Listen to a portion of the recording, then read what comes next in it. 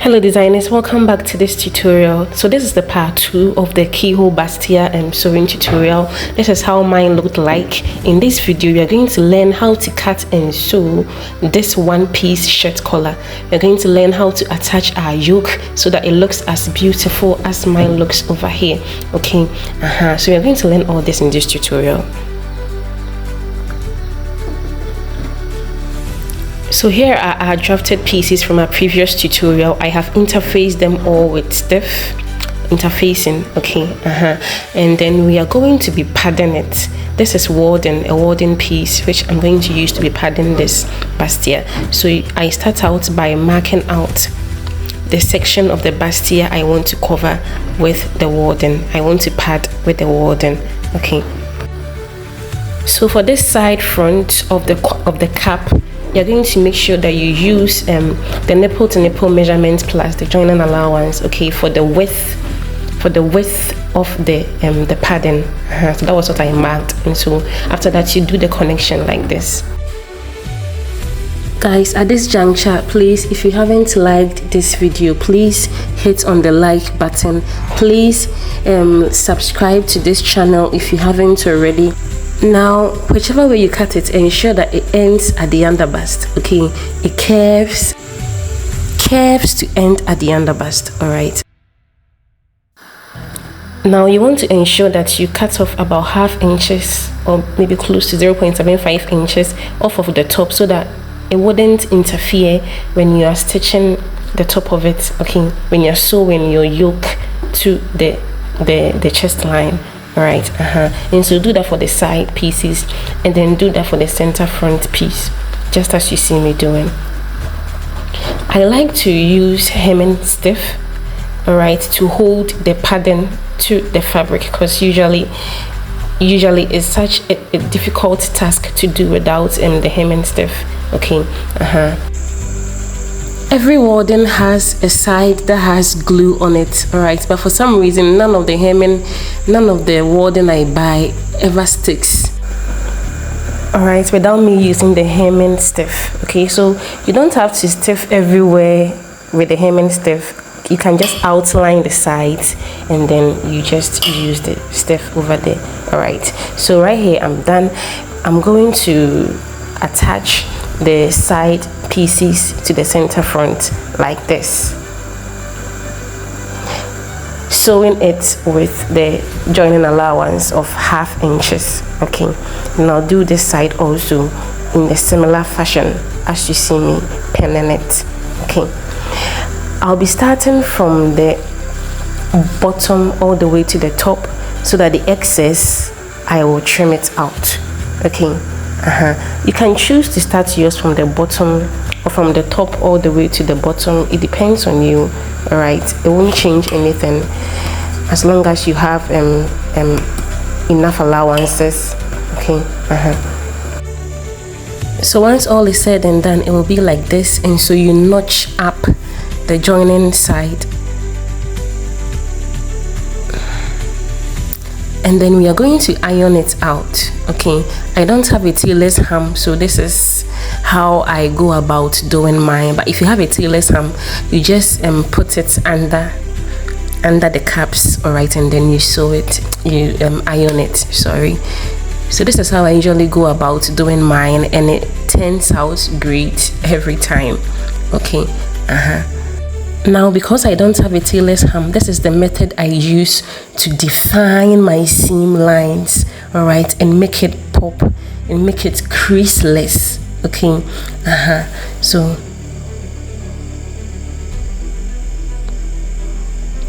see how it looks, so beautiful, so well defined. So if you have a cap, if you want to use breast caps, this will be the time to fix it in. All right, I used warding instead of breast caps. All right, but if you have breast caps, you can fix it in, but I'm not going to be using caps. Okay, just the warding. And so trim off the excess. Okay, be sure to iron your lining pieces also. Okay, so at this point I'm going to top stitch the seam open, all right, this side, that side, and then for the lining pieces I will top stitch it to one side and then the other side to the other side. So as you can see, the keyhole in the yoke, I have used some parts of the lace fabric, the edge of the lace fabric, to hem it inside. Okay, so if yours has an edge, which it obviously would, you can use that, ensure that it stretches. Okay, and so I'm going to attach it to the center of the center piece, the center front. All right, right at the center, and then you pin it all the way to where it's supposed to end on the chest line, and then you do the same for the other side also. You will notice that because you drafted it correctly, it will align just as it is on your drafted pattern, just like this. Okay, and so I sewed it with 1/4 inches just to hold it in place, because you're going to be attaching our lining piece. Okay, so you know, center front to center front facing, and then you hold it with your pins. You hold it all the way across the chest line. Okay, then you're going to sew it with 1/2 inch. All right, now from the pattern we drafted, you will notice that 3 inches from the sewing allowance is that side that will go into the armpit.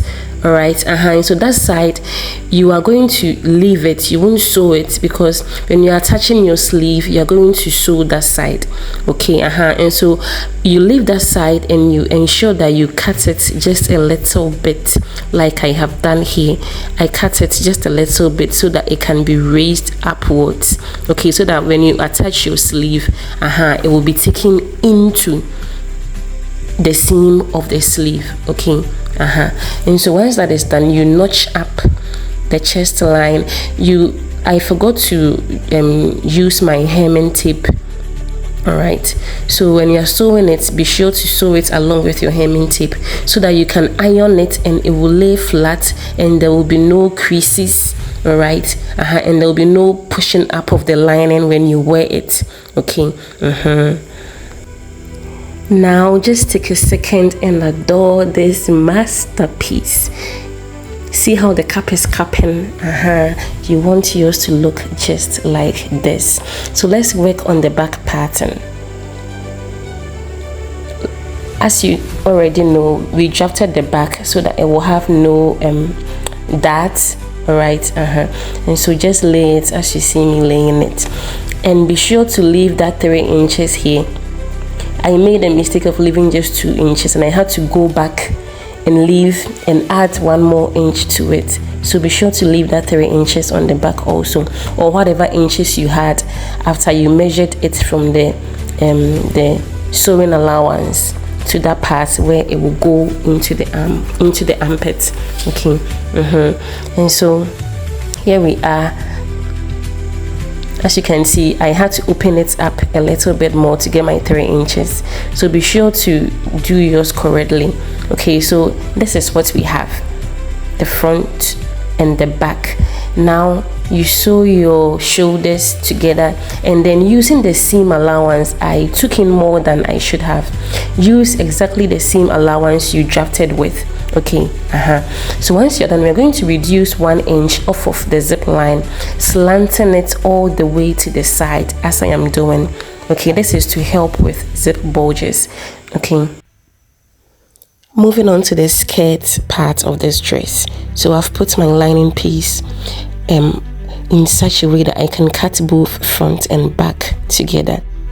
So put in your dimensions, your waist to hip, waist to knee, and then what remains from the waist to knee is your knee to your ankle measurement. Okay, and so over here, I'm not going to add that to the front. All right, but I'll be adding the dart measurement, so that once I have cut the front and then the back, I will remove the dart measurement from it. Okay, And so over here you divide your hip measurement into 4, and then you put it here, and then you add your seam allowance or your sewing allowance. Okay, on the waist, divide your waist measurement into 4. Okay, add what you will use for your dart measurement. Okay, and then you add your seam allowance. Okay, over here on what you had for your hip measurement, you can minus 1 inch. Okay, and then you put that on your knee measurement, and then you add your sewing allowance. On your hem measurement, what you had on the knee side, you can take the same thing there, or you can minus 1 inch from that side. Okay, so here I forgot to add my dart measurement, so I'm adding it. You know there is no dart on the hip line, and so you connect it straight to the hip line, and then mark the length of your lining. This would be the length of your skirt. Okay, so that after you've sewn it to the fabric of the skirt, you can reduce what is in excess, right, out of it. Okay, and so as you can see, I have cut them all together. You have to notch your side, that will be for the zip. Okay, now once I am done, I will take out the dart from the front, because I don't want any dart for the front side. Okay,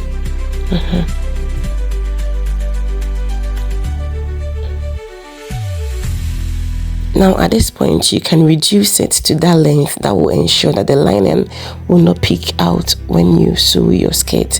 But when I measured the lining length is exactly as I need it. Okay, so here we are going to put our fabric on fold. This was how I folded the lining piece, so that I can cut both the front and then the back pieces.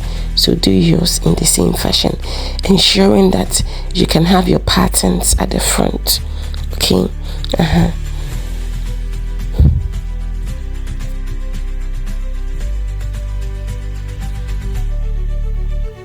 and so you lay your lining piece, the front, on the front part, and then you cut out what you don't need. Okay.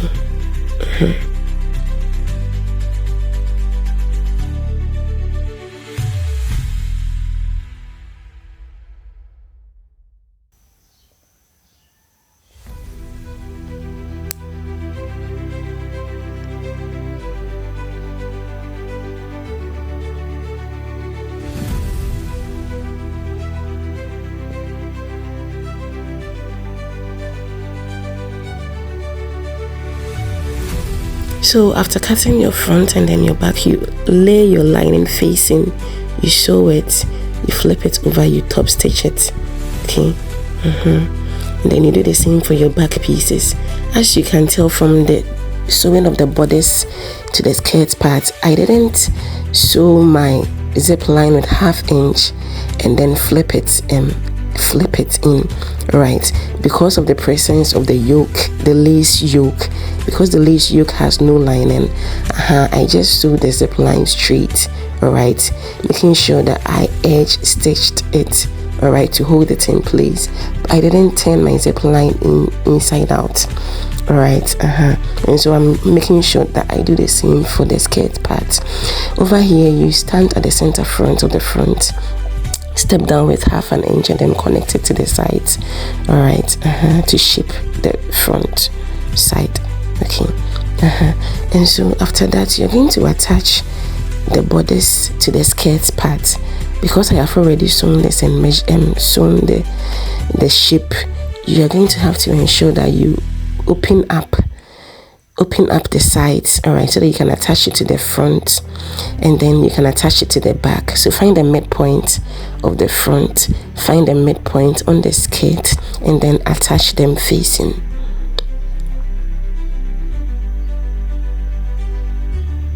Just as I am doing. Okay,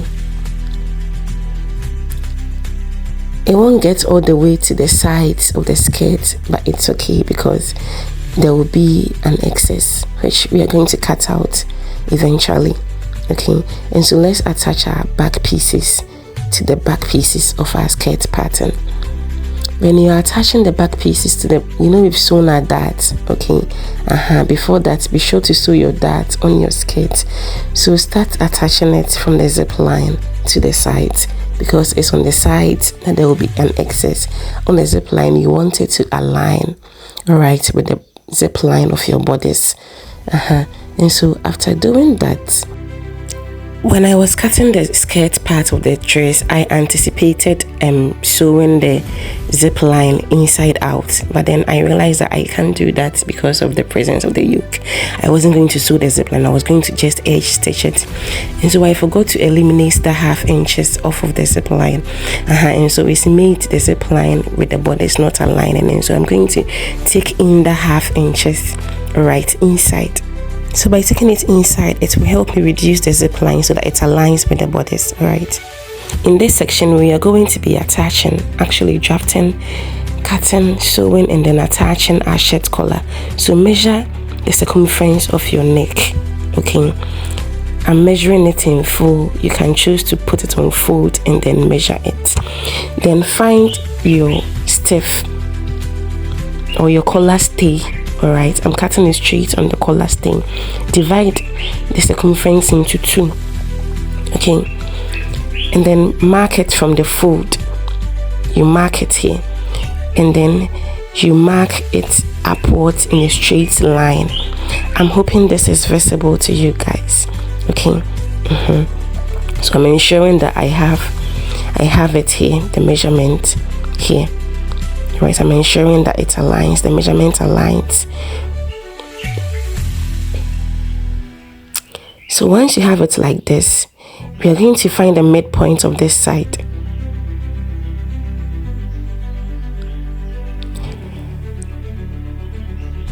So here is the midpoint, and I'm going to step up here with 1/2 inch. As you know, this is a 1-piece shirt collar, okay?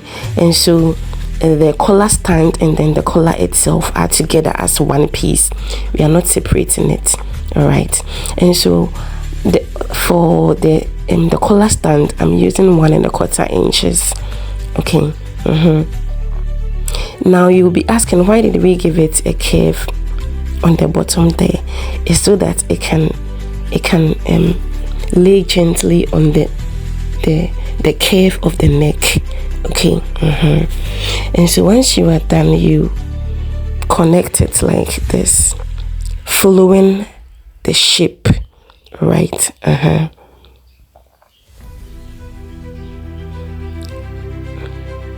And so this is the outline of the collar stand.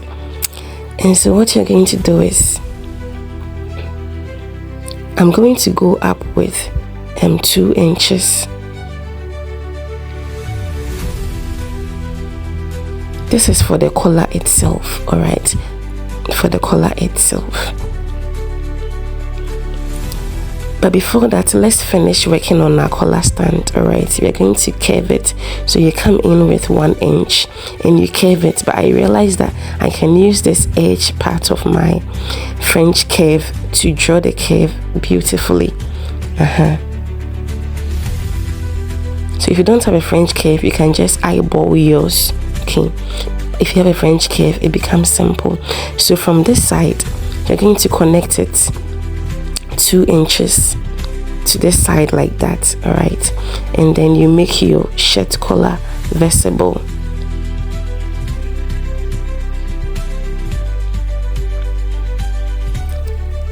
Now once you are done, you cut it out, all right?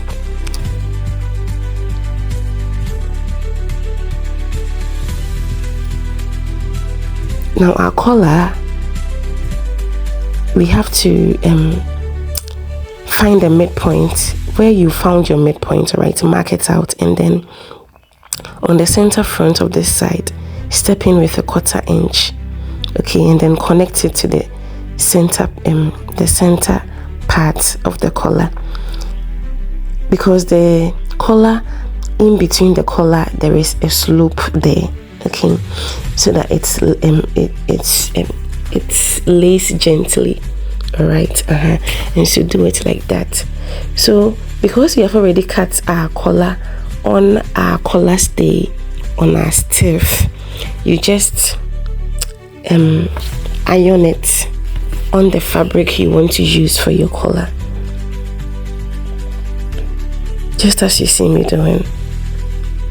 You want to ensure that you add your seam allowances, half inches seam allowances or sewing allowances, joining allowances. All right, add half inches on the bottom of the collar stay, add half inches on the top of the collar, just as you see me doing. Okay, and then add joining allowances to the sides, just as you see me doing.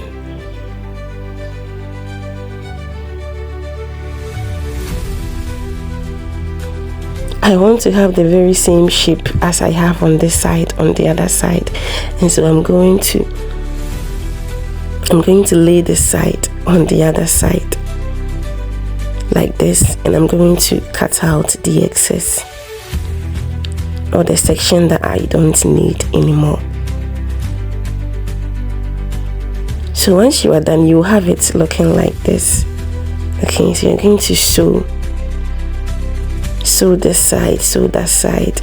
All right, but before that, ensure that you iron this side to the collar stay.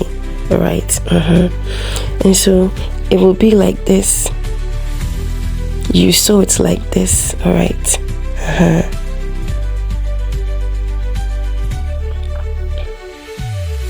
give this side a good press. So it's on the other side that you're going to attach. Okay, and then you fold it in.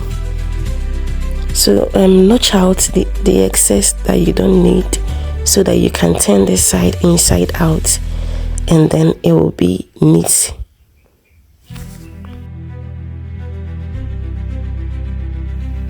Once you are done, you flip it inside out.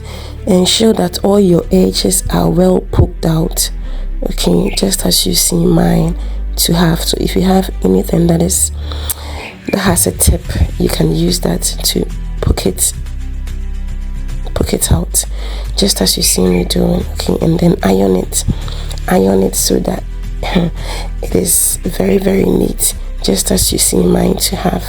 Okay, so now we are ready to attach our collar. So find the midpoint of your collar.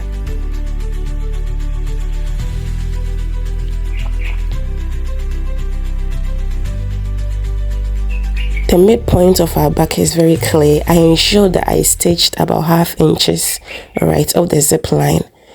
Okay, so that I can attach the collar easily, and then the zip will follow from there beneath, or from there to the hip line. Okay, and so attach it as you see me attaching it. Hold it with your pins to make it very, very simple. If you've done this correctly, it's going to align perfectly on the circumference of your neck. Okay, just as mine has aligned. And then you're going to sew it with the half inches. After sewing it, you have it looking like this. And so what you're going to do is you're going to tuck it inside like this. Okay, it's actually very simple. Just tuck it in, hold it with your pen. Tuck it in, hold it with your pen. Now this side is the side we folded into the collar. Okay, it makes it very, very, very simple. So just push it inside, hold it with your pen.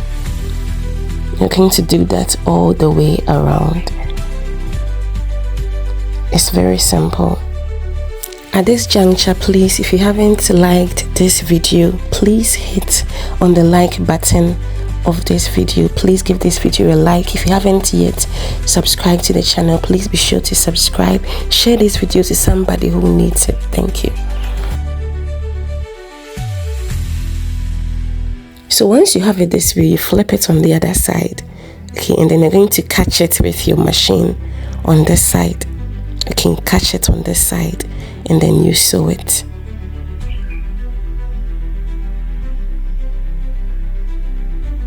After sewing, it will look something like this. Our collar is done. Haven't watched the first 2 tutorials, click on the link here.